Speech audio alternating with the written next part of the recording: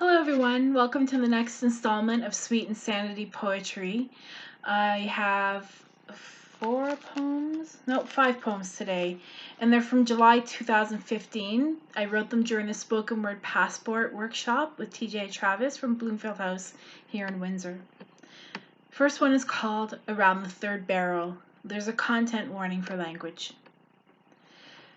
Labored breathing, drugs pushed in. Labored breathing, mask slapped on. He fights to breathe, he fights to survive. My dad's first 60 years on this earth have been an adventure. He's a dog sledding, horse riding macho man. Everyone seems to know Roland. Your dad is a great guy. Never says a bad thing about anyone. Honest to the core. My sister says dad is her hero. He's my hero too.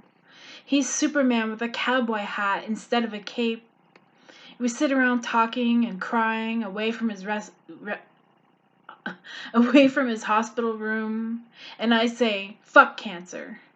We go back and sit vigil waiting for a change, bad or good, we wait. I hold it together the best I can. Tears roll down my cheeks when no one is looking. Family come and family go.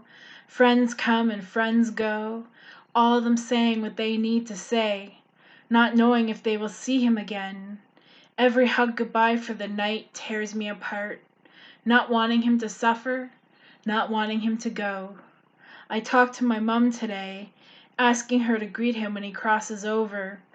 Lucid moments here, incoherence there. Time slips away with each labored breath.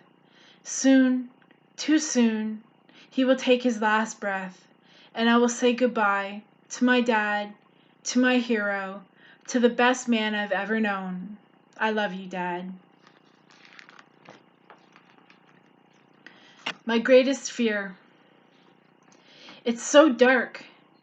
Blackness surrounds me. I don't know where I am, and I'm disorientated and dizzy. Breathe in, breathe out. My lungs can't get enough oxygen. My fingers reach out and touch something solid above me, below me, beside me. It feels like wood. I breathe in through my nose and smell cedarwood. The space I'm in is small, hugging me like a cocoon.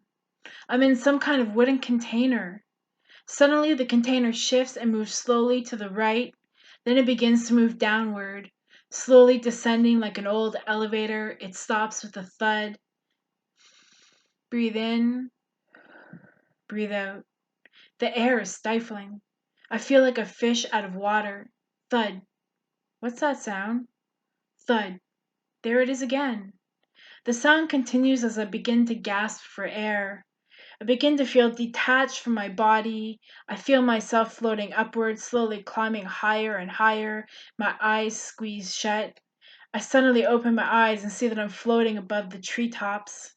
Looking down, I see a hole in the ground. Someone is filling that hole with dirt.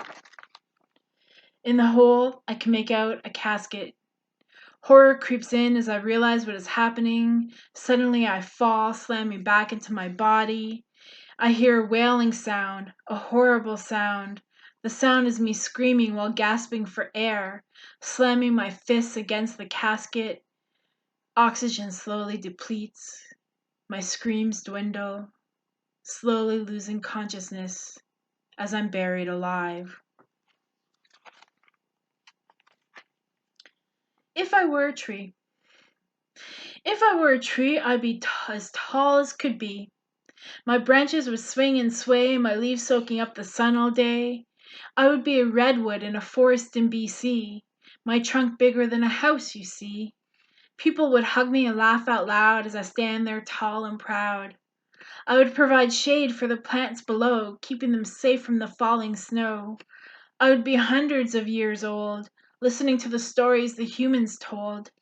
And among my branches the animals would play, with me growing stronger day by day. Ruler of the forest I would be, treating all creatures with generosity. If I was poor. If I was poor, I'd be the working poor, going to the job that I love each day, making money for the bills that I have to pay. rationing my money for groceries and gas, hoping for a day for this financial situation to pass. At the same time, I'd be grateful for what I do have, close friends and family with who I can laugh. Never having to be alone, a loving partner, and a dog in my home. I would be grateful for a roof over my head. I would not be melancholy or wish I were dead. Because there is more to life than just money, the ability to be who I am so free. I would celebrate all my life that I can while paying my taxes to support the man. This last piece is called Don't Shout at Me, Fruit. Okay, so I decided to eat a piece of fruit today. Looking at the fruit basket, wondering which item was okay, the bananas with their yellow skins screamed out. So I kept on looking, 'cause I don't like my fruit to shout. The apples looking crisp and red, but no, I'd rather be dead than to eat an apple that may be bitter and blah, and then I see the green pears and say, aha! I grab a pear and wash it off, listening to the other fruit scoff. I hold it to my mouth and a bite I take. What the hell? Might as well be fake. This pear has no flavor, no juice dripping down my chin. I guess with some fruit, you can never win. Have a great day, everybody.